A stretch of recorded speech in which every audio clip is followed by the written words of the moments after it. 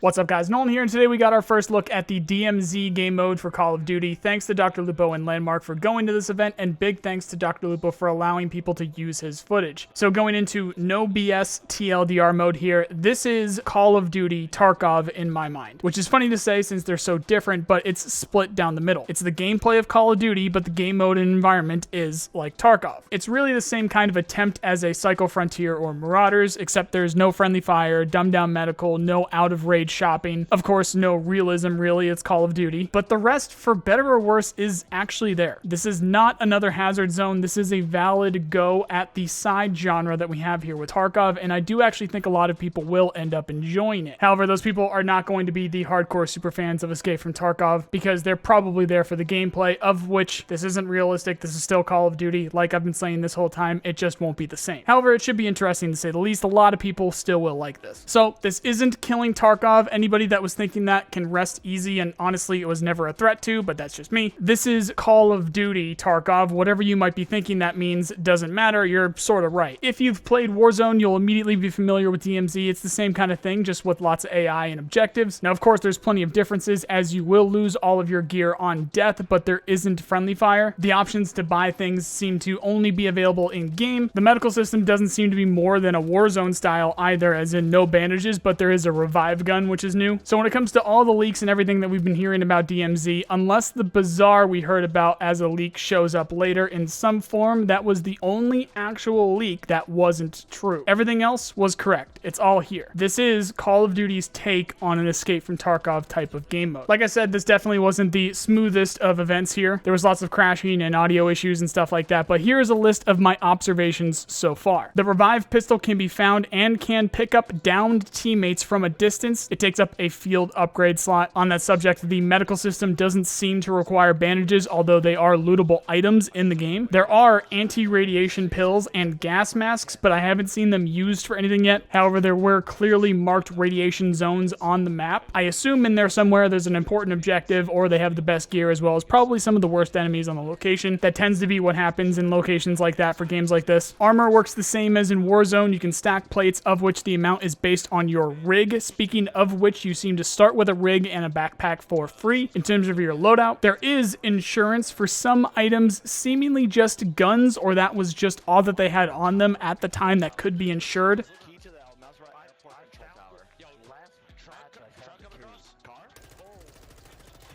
And better backpacks mean more slots. It's very straightforward. Also, ammo is held in the backpack. There are no magazines. The leaks about loadouts were true. It's 2 guns, a secondary and primary equipment like grenades. You have a kill streak, you have a field upgrade, and that's it. Everything but the field upgrade seems to be limited. The weapons are absolutely limited, and you do lose them on death. There's a type of weapon labeled contraband, of which you cannot manipulate. You must use the attachment that it has on it already. It's also the type of weapons that you can buy in buy boxes in raid. I think the weapons that you find on enemies aren't considered contraband, and maybe the ones that you get as rewards as well. So TLDR here, if it's marked contraband, you can't edit it, while if it isn't contraband, you can't edit it. I do not know if there's a way to take a contraband weapon and turn it into a non-contraband weapon. I did not see that. When it comes to loot, it's the usual suspects with a variety of items that you can sell for money at buy stations for more stuff. Some are required for certain tasks. You can find keys, and they get you into strongholds and important points of interest around the map, of which all are super clearly marked. You cannot get lost. There is no mystery to find anything that you need to find. Everything has a big bright UI sticker on it, as well as a distance to that thing. The keys that you find do have durability, and they usually are to important places for objectives. The places to find loot are standard, and a lot of them are obvious apart from loose loot. There are bags, boxes, crates, and more that have a glow to them.